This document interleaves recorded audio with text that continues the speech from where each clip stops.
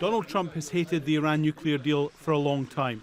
He promised if elected president, he would immediately withdraw the US from the internationally agreed deal.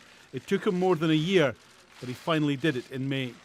This was a horrible, one-sided deal that should have never, ever been made. There are those who would suggest that Donald Trump hasn't even read the Iran deal, but he's against it because it doesn't cover issues such as Iran's ballistic missile program or its influence in the region. Those who sat down originally with the Iranians decided to concentrate solely on the nuclear issue to try and get a deal. And they did. When the US pulled out, it violated the deal and upset international partners. But it also set the clock ticking on snapping back sanctions against the government in Tehran. Anyone doing business with Iran, country or company, could face US sanction. Europe, India, Turkey could all be badly hit.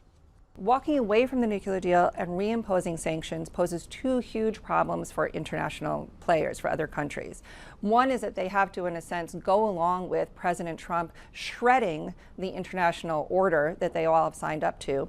And then they have to take a personal hit in terms of their finances, either pulling out of Iran or not investing in Iran. Donald Trump believes putting economic pressure on Iran will bring them back to the negotiating table.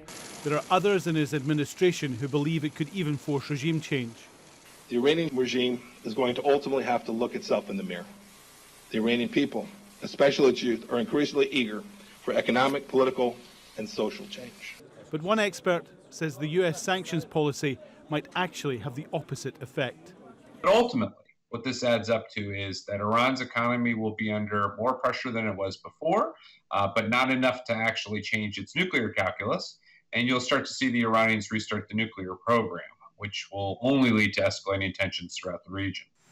Donald Trump has in recent days surprisingly offered direct talks with Iran with no preconditions. But a cold response from the Iranians means that it's unlikely to happen before the second wave of US sanctions kicks in November.